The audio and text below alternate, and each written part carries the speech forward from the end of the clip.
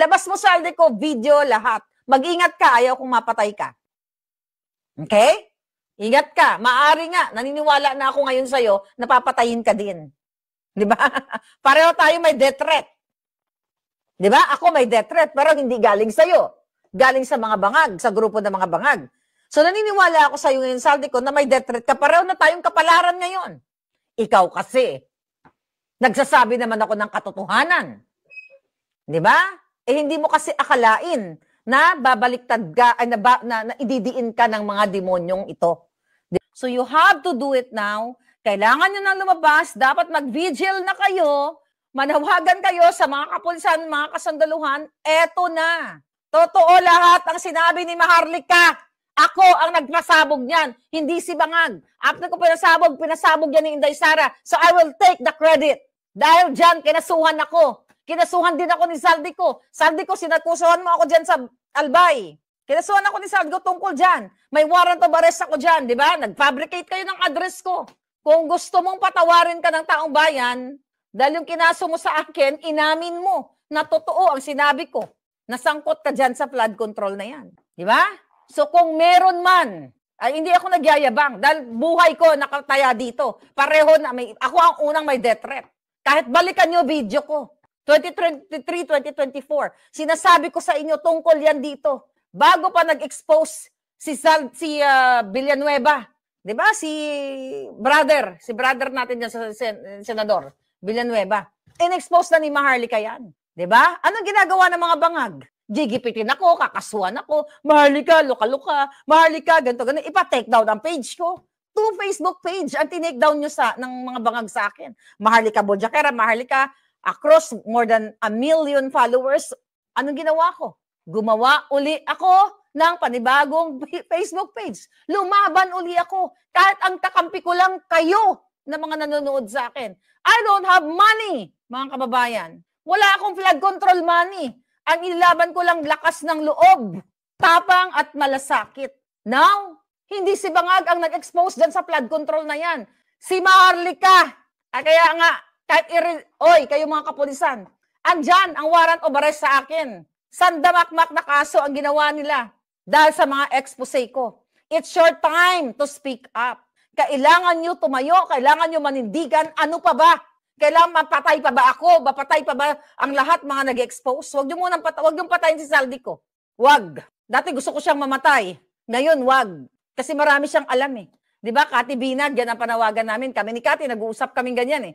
Sis, sabi ganon, dapat lumabas na itong si Saldi ko, di ba? Si Kati Binag, si sister ko, may panawagan din.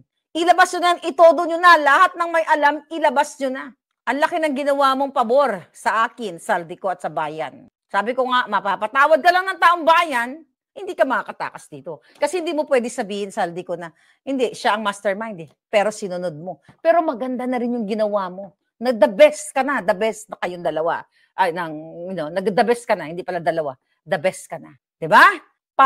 Tapusin nyo na si Marcos Jr.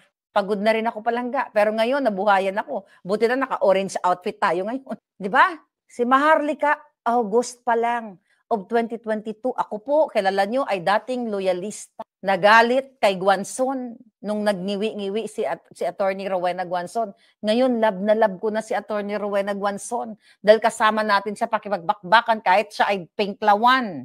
Di ba? Siya ay tunay na para sa bayan. Bakit? Siya lang ang pinklawan na nanindigan laban sa mga bangag. Kaya naman ako nagalit kay Attorney Bing dahil nga nagngiwi-ngiwi siya. Siyempre, bulag ako sa katotohanan nun. Nalakala ko si Bangag ang magpabangon sa Pilipinas. Now, imagine nyo ang battle ni Maharlika. Remember my battle palangga. Pwede nga tayong gawa ng istorya eh. Maalala mo kaya? Maharlika started sa labang ito. August 2022 nung in-expose ko lahat ng halos paunti-unti, hindi pa naman lahat, katiwalian ni Satanas. Hoarding, smuggling, alam nyo yan lahat. Kidnapping ni Lisa, flood control, pag-deliver ng pera sa Forbes Park. Lumabas lahat yan sa Senate hearing. And now, abangan natin kung ano yung part 2 ni Saldi ko, binitin-bitin pa. Kasi may binanggit siyang delivery. Sabi niya may video daw siya, may dokumentado. I can't wait for that, Saldi ko. We have to see that. Now na. Kailan mo ilalabas? Bukas na. Umamaya. Itodo mo na yan, Saldi ko. At keep safe You have to stay safe. Hindi ka pwedeng mapatay. Hindi ka pwedeng mapatay ni Marcos Jr. Ayaw kong mapatay ka. Okay? So ngayon, mga kababayan, worth it ba ang pakikipaglaban ni Maharlika? Worth it ba ang pakikipaglaban ni Pangulong Duterte, ni Atty. Vic Rodriguez, ni Atty. Congressman Ungab? Remember, January 2024, nung maisog doon sa Davao. Una yan. Di ba? Ang mga sinabi ni Pangulong Duterte tungkol dyan sa budget insertion and vice scam na yan ni Atty. Vic, lahat yun nagkatotoo. But prior to that, Davao meeting, prior nagsalta si Inday Sara na dalawa lang ang taong maghahawak ng budget, Saldico and Martin Romualdez, diyang hayop na Lisa Tanasay, minura lahat ni Inday yan. Bago pa minura lahat ni Inday yan, meron munang isang Maharlika na tumayo para sa inyo mga kababayan na hinarap ang mga kaso ng mga bangag, samot. Ilan siguro 100 na yata ang kaso diyan sa Pilipinas na hindi ko alam. Ang kaso rin dito sa Amerika na ang katuwang ko lang kayo, yung paniniwala nyo sa akin at hindi kayo bumitaw. That's why I love you guys. Then you have to fight. Speak up. Go. Now. Ngayon na. Kumilos na kayo. Kayo mga polis. Speak up. Rolando Santos, thank you palangga. Alam nyo yan. Hinaharap ko ang kaso dito sa Amerika dahil sa mga gantong expose sa pagnanakaw. Sino ang sangkot lahat dito? Marcos Jr. Lahat po ng kaso ko na binato nila na defamation dahil sinisira ko daw itong mga kaalyado ni Bangag. Ngayon, ang nakalagay halos lahat sa kaso ko, Marcos Jr., Marcos Jr. Di ba? Kaya nga sabi ko sa inyo, hanggang sa huling hininga ko, hindi tayo magsasalita dito, mga kababayan, kung ito ay gumawa ka lang ng kwento. Sa lahat ng mga nakanood sa akin, mga kababayan, ever since na ako'y nag-vlog, consistent tayo dito. Kahit buhay ko, kapalit ko. Minsan nga tinatanong ko yung sarili ko, tangina, why I'm doing this? Ay, yung mga tao nakatenga lang sa Pilipinas, ayaw makipaglaban.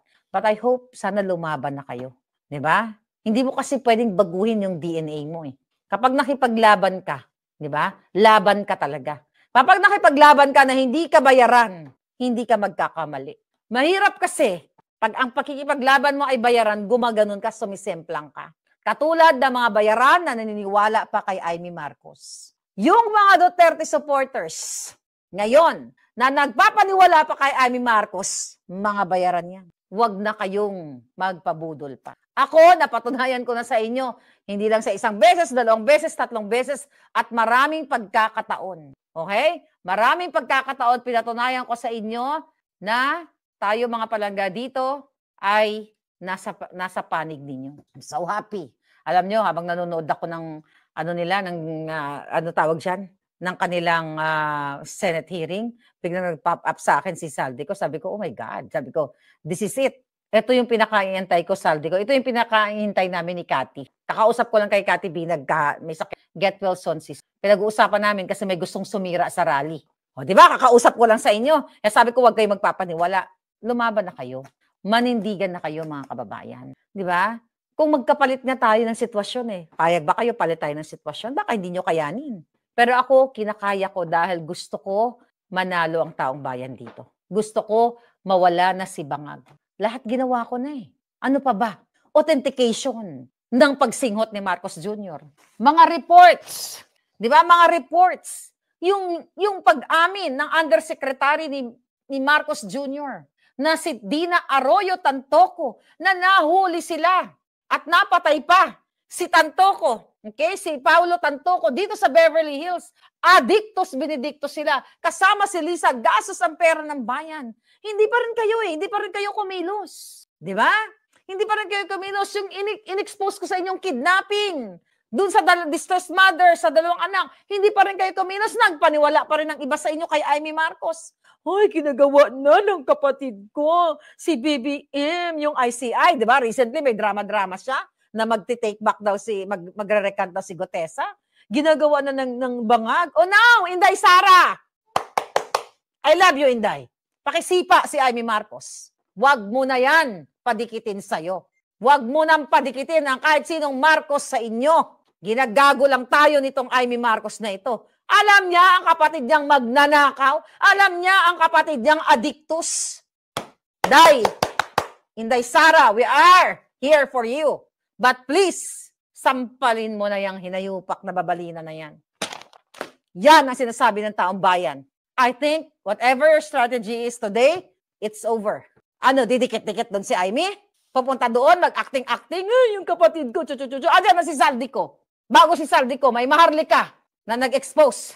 Oh, sino pa? Andyan si Chavit Singson. Andyan si Vic Rodriguez. Andyan si Pangulong Duterte. Oh, wag na tayong lumayo. Now, no to babalina, sabi ni Dick. Nakakapagod, pero God is good. Kaya minsan, kahit napapagod na ako, alam nyo, hindi lang ako tipong mga vlogger mag-iyak-iyak ako dito eh. There are times I feel low. Diba? I feel down. Nasabi ko, bakit hindi kumikilos yung mga taong bayan? Alam nyo, I have to tell you. Dito minsan sa bahay dito, kumakain kami. Mga putang ina, nagagaganon ako. Nagagalit yung mga anak ko. Minsan tumutulo na lang yung luha ko. Sabi ko, ano ba ginagawa ng mga Pilipino na mamatay na sila? Ang dami ko sinasabi. Pero hindi ko pwedeng ipakita mag-iyak-iyak ko to, magdrama-drama ako dito. I'm fighting for what is right. I hope you do your part. Sana gawin nyo, mga palangga.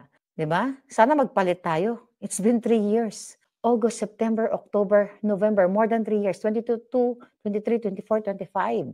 More than 3 years kung araw-araw na tuwing humarap ako sa inyo, wala lang laman wala nang ibang inuulat o sinasambulat ang bunganga ko, bangag, pulburon, adiktos, lisatanas, tambaluslos, Martin, di ba? Pero hindi kayo nagsawa, you're there. Kasi hindi rin ako nagsawa. Kahit paulit-ulit na lang tayo, parang na ako may kulalya, parang na ako may sarangplaka. Pero sabi ko, one day, ganun din. Nung nagalit kayo sa akin, ano to nangyari kay Maharlika? Dating BBM supporter, Bakit ganito, bakit ganyan? Pero ano nangyari? Tama nga si Maharlika. Hanggang dumating na nga si Inday. Di ba? Nakita nyo, naka-Inday. Tama pala na nabudol tayong lahat. Then, this is it, mga kababayan. Di ba? Tapos na boxing, hindi na aabutin ng Pasko to. Sigurado ako, dahil sa lumabas na si Saldico, hindi na to aabutin ng Pasko. Nilaglag na ni Saldico. Abangan natin naman kasinungalingan ng bangag. Pero ito na, hindi na to, marami na mag-aal sa balutan. Maraming makukulong talaga ngayon. Day, please, Inday Sara, we love you, we support you, but don't associate yourself with the Marcoses anymore. Yan ang sisira sa'yo, Day. Day, palangga ka na mo. Pero Babalina ang sisira sa'yo. Palangga ka na mo. You know how much, we admire you. How much we support you. But please, nagagalit ang taong bayan kay Amy Marcos. Ayaw namin sa mga Marcos. Tama na, Day. Sinabi mo na yan. Diba? Sinabi mo na yan. Marcos magnanakaw, hindi mababago ang DNA. Then stop that shit with the Babalina. Or else, masisira ka na naman, Day. Yun ang sisira sa'yo. Even si Basti, ayaw kay Babalina. Na-witness ko yan. Na-witness namin ni Spoke Sari Roque sa Dahig. Tama na, Day. Maluoy mo. Maluoy ka sa bayan. Tama na ang pambubudol ni Amy Marcos. Enough is, we love you, but hindi kami makikinig sa'yo kapag pag Marcos ng usapan. Tama na yan. Binaboy na taong bayan. Binaboy na, nakita, nagkandamatay na mga kababayan natin. Maluoy kayo. Pumunta na kayo ngayon sa kung saan sa Maynila. Mag-vigil kayo lahat. Panahon na para mag-vigil, panahon na para patalsikin ng mga bangag. Yun na lang muna, palangga. I feel so happy, but still tuloy-tuloy ang laban natin. No more Marcos. Pag napabagsak na natin ang mga adiktos, then mabubuhayan na kayo. Baka masaya Pasko ninyo. I-request natin kay Inday. Day! Yung mga ninakaw nila, ibigay na ng mga pamaskong handog sa ating mga kababayan. Bigyan mo ng mga Noche Buena package lahat. Yung mga kukunin natin ng mga bilyon-bilyon.